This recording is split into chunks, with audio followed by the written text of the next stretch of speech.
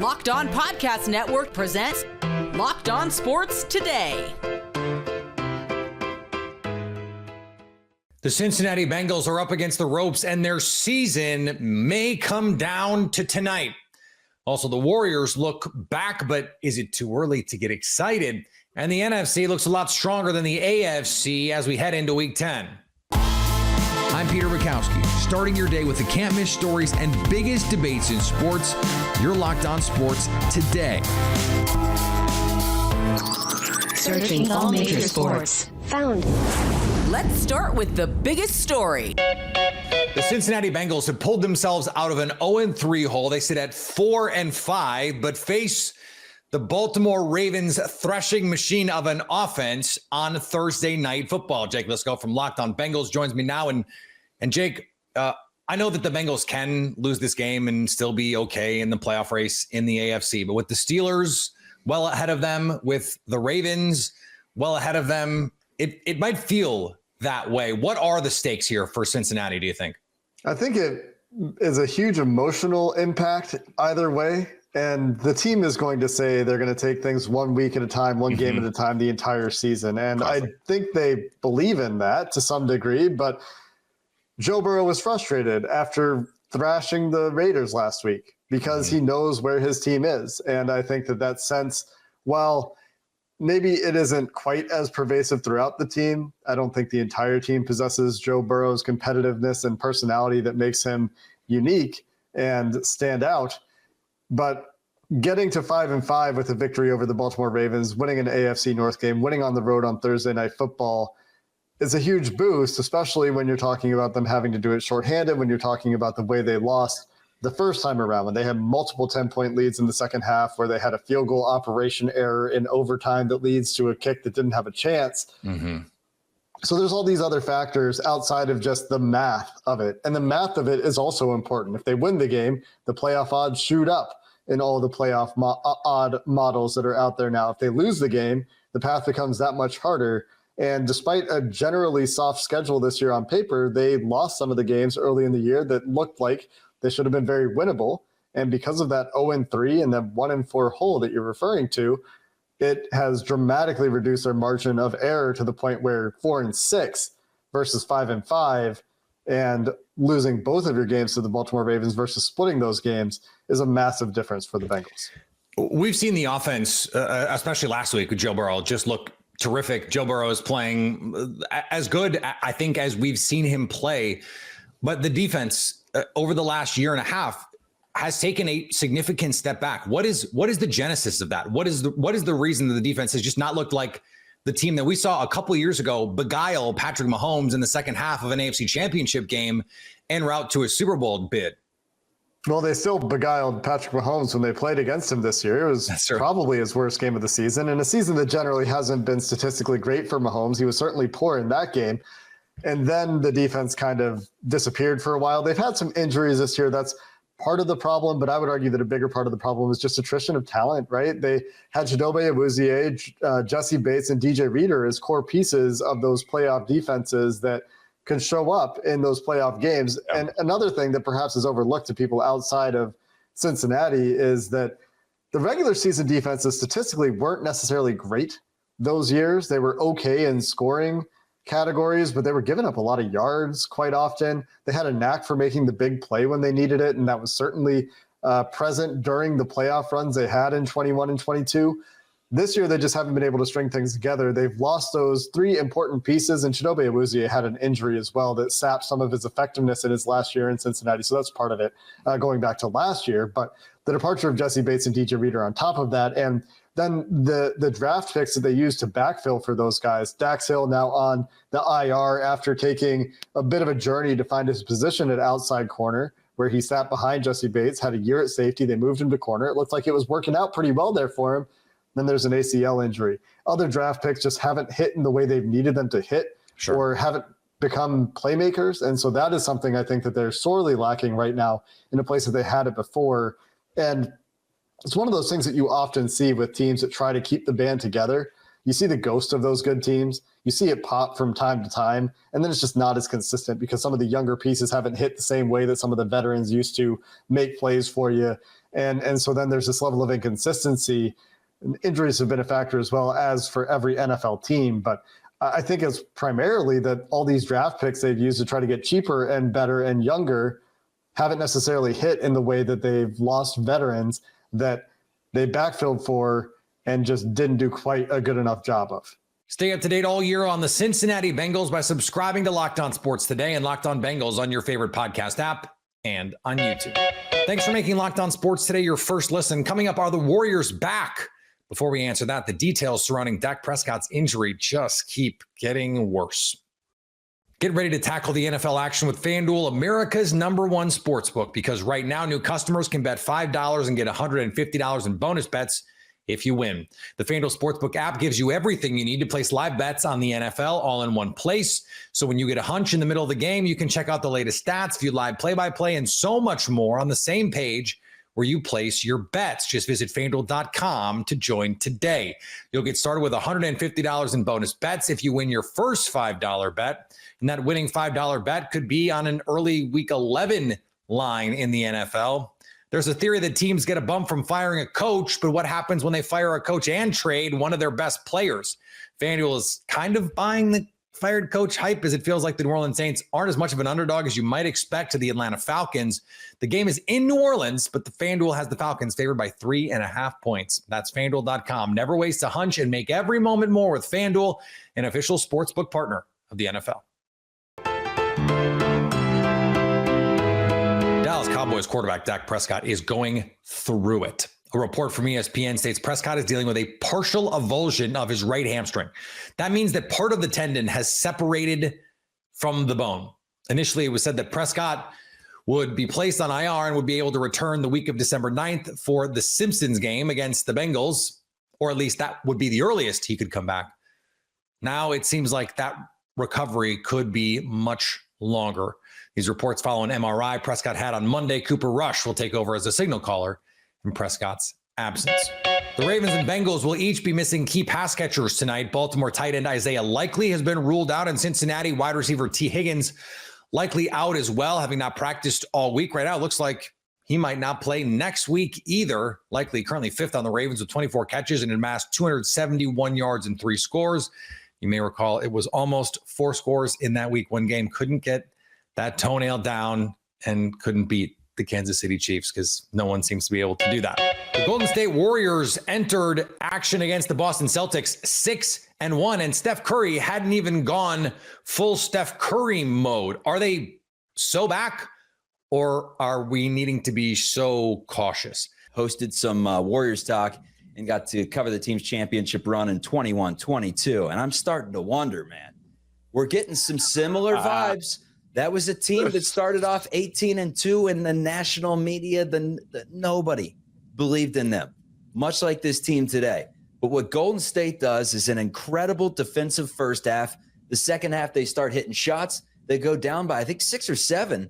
It was 7 late in the fourth quarter. There's 5 minutes to go in the game. And then from there, Kevon Looney, offensive rebounds. Wiggins puts it together. Curry hits dagger after dagger. Anderson knocks down his free throws. Thing of beauty, man.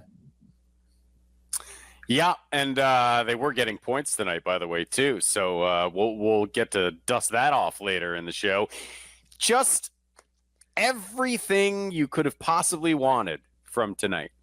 Obviously, you get the Warriors win, but what a game. Back and forth all night. Yet the Warriors started like crap, took a pretty big lead in the second, and then the Celtics came back in the second half. That third quarter where Steph and Tatum started going back and forth for a little bit. Like, this was awesome. And they played both ends. Warriors and Celtics played playoff intensity defense all night tonight. Yeah. What more could you want as a Warriors fan than what they just produced? That was awesome. What more could you want as an NBA fan? Man, it had a little bit of everything. It had the Celtics going up like I think it was 15-3 really early, went up by 11 or 12. Subs come in, and what do the subs do? They shoot their way right back in it. Buddy Hield hits 3 in a row. Then Kyle Anderson, he has a trifecta heat check. Hey, he says, hey, that's 3 for me. You can count. Anderson does that, and then Kuminga gets involved a little bit. Moody had his moments in today's game after getting the start for Golden State. And then at the end, it's the tried and it's the true. It's Looney getting the offensive board, Steph Curry hitting threes, and Draymond Green just being a catalyst like he's been all season long. This one really shifted, though, in the second half with about 5 minutes to go in the game. Warriors were down 7. Andrew Wiggins hits a bucket. And there was a clear momentum shifter that was involving a challenge. Steph Curry came off a screen. Doris Burke was 1,000% confident. She had good analysis tonight, but this one, she was like, it's coming back. It's coming the other way. Oh, that stings to the Warriors. They were already getting the talking points ready for the change of pace. As Lee Corso would say, not so fast, my friends. Curry goes to the line, knocks down the free throws, and then by the time I got down to the studio and set up my equipment, Dubs are back up 1. In Doris's defense, that was one of a number of just bizarre calls tonight. It's one thing to not overturn that call because it was certainly a foul. Like, Steph probably deserved to go to the 3-point line, and they rarely call the illegal screen that Kevon Looney set. But if you're going to review it and look at the screen, they literally just lied about what they saw on the video. Like, his feet are not outside his shoulders. Yes, they are. We're all looking at it. So you'll take it. Warrior fans will take it. But it was both ways all night. They were calling touch fouls and letting harder stuff go. Like, it was a bizarrely officiated game. And I wonder if some of that is you just don't get a lot of defensive intensity at this level for 48 minutes in the regular season. Like, the refs might have been caught off guard as much as anybody else. You love to see it, man. You love to see two teams who neither of them are at full strength. Both of them have had a great start to the season, but like, this game doesn't mean as much to them as it does to people watching, right? We're the ones who care about the first matchup between the Warriors and Celtics. To them, it's a game. It's a game against a good team, but it's not end all be all when it's game 8 or 9 of the season, right? They played like this mattered, and I'm thrilled. What a time to be alive. You mentioned. What a time to be alive. And how about Keita, man? I mean, the fact that he had his coming out party, he was impressive. But Looney, to your point earlier, changed this game down the stretch. He absolutely changed the game. The reason the Warriors slipped behind by 5 or 7 in the fourth quarter is because they could not clear a rebound to save their lives. I sent you a text right before Looney came in. Rebounding, Chuck. 12 boards for the Celtics in the game. 12. Yeah, and it felt like 8 of those were in a 3-minute stretch in the fourth quarter, right? There was a stretch where it wasn't that they were shooting better or that the Warriors' defense slipped. It's just every time they missed, they got the rebound until they made it for like 3 minutes. Kevon Looney just shut it off. He just came in and shut it off. All of a sudden, a massive rebound advantage that seemed like the entire Celtics team was just grabbing every board. Kevon Looney came in and it ended. And I think it shows you with this team how many different buttons Steve Kerr can press at any given moment, and how, and I think it'll get better and better as he gets to know this group more and more. But to have the luxury of, I didn't love the way he used Gary Payton tonight, but to have the luxury of Gary Payton. We had an argument. You could tell the people about our argument over text. I said Gary Payton just played an incredible 5 minutes of basketball. I thought he was a nice spark off the bench. And you said, Chuck, come on now. What's he doing going in a game down 11 early?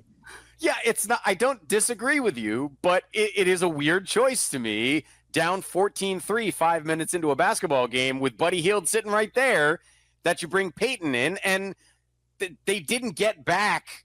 They didn't actually start to come back until he did bring Buddy Hield in the game like 3 minutes later. The first thing Gary Payton did was miss a 3. Buddy Hield's a difference, man. Buddy, at this point, he's a difference. And we're still waiting for we've had the one game where it was the experience. We had stretches against the Rockets where it was like, all right, Buddy Hield is not high pressure situation, put the ball in his hands and let him cook. But what he is in this Terry Stotts motion offense, and here's the thing, I know it's coming every single time. You know, it's the is it the thumb play? I forget exactly what they call it. But I watched some sets of it on Twitter, and every single time it's that first read to Buddy Hield off the screen, catch and shoot, and the Celtics were going behind him. They couldn't get through the screen, whatever it may be, and Hield was getting off clear looks over and over again. Stay up to date on the Golden State Warriors all year long by subscribing to Locked On Sports Today and Locked On Warriors on your favorite podcast app and on YouTube. Coming up, the NFC looks like the stronger conference right now. Guys, ever feel like you need a little boost in the bedroom? It's time to stop worrying about your performance and get Hims so you can feel confident knowing you can perform every time in the clutch, just like Joe Burrow. Hims is changing men's healthcare by providing you with access to affordable sexual health treatments from the comfort of your couch. Hims provides access to a range of doctor-trusted ED treatments like chewable hard mints and Viagra and Cialis, plus their generics for up to 95% cheaper. The process is 100% online, so there's no need for uncomfortable doctor's visits. Start your free online visit today at hims.com/lockedon. That's hims.com/lockedon for your personalized ED treatment options. hims.com/lockedon. The products mentioned are chewable compounded products which are not approved by or verified for safety or effectiveness by the FDA. Prescriptions require an online consultation with a healthcare provider who will determine if appropriate. Restrictions apply. See website for details and important safety information. Subscription required. Price varies based on product and subscription plan. After 10 weeks of football, the standings are showing some disparities. More so in one conference, as Locked On Steelers host Chris Carter tells our other AFC squad host, the NFC looks stronger right now. I think one thing that's coming through is that there are certain divisions in the AFC that aren't delivering, and mainly I'm talking about the AFC North. I feel like I'm going to do some election work and do some battleground states and point to the AFC North. And this division over here is underperforming right now in this state.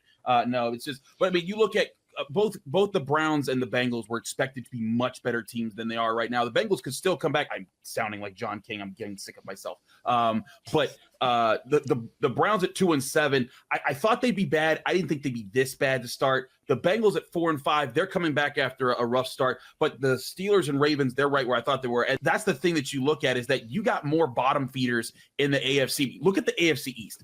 3-6 Jets, 2-6 Dolphins, 2-7 Patriots. Then you go to the AFC South, Titans 2-6, Jaguars 2-7, Raiders 2-7 in the AFC West. You have it. Compare that to, you have 3 2-win teams in the NFC, 1 3-win team in the NFC. So like, I think that's where the NFC right now can talk a lot of smack, because they got those teams. But I think as we get to the second half of the season, we'll get to see some things. Like there's a big matchup this weekend that I'll be covering, Steelers Commanders 6-2 versus 7-2. And we'll see where some of these teams lay out as more of these matchups come across. Top to bottom, the NFC is stronger. The combination of the Packers, the Lions, the Eagles, the 49ers, we think, the Vikings, that's a deeper group. I didn't even mention the Washington Commanders. That's a deeper group than the top 6, 7, 8 in the AFC, where it's the Chiefs, the Ravens, and then a lot of questions. The problem is, I don't know that anyone in the NFC is going to beat the Chiefs or the Ravens. So it may not matter that the NFC is deeper if the two best teams in the NFL really are in the AFC. And finally, Ray Gunn is done. Rachel Ray Gunn has declared she will no longer compete in breakdancing. You may remember Ray Gunn from the Olympics, but just in case you don't, she went viral for her breakdancing moves that, well, earned her 3 straight losses at a combined score of 54-0. The 37-year-old was mocked online and in the mainstream media for everything from her moves, her green official team uniform. Gunn said of her decision, "It's been really upsetting. I just didn't have any control over how people saw me or who I was." Given that breakdancing has been dropped from the 2028 Olympic program, nobody will be competing for a medal in that event anytime soon. So I guess she's going out on top. in a way. If you're catching this episode after hearing your favorite Locked On show, make sure to subscribe to Locked On Sports Today on YouTube or wherever you get your podcasts so you never miss an episode. Also, if you're a new subscriber to Locked On Sports Today, we're here for you with the biggest stories in sports every day. Coming up on the next Locked On Sports Today, will the Ravens put the Bengals away? So at least until tomorrow, stay locked on sports today. Locked On Podcast Network presents Locked On Sports Today. Go to our video on demand. Click on sports at the top of your screen. There, you'll find past episodes of Locked On Sports Today, plus other Locked On shows on demand.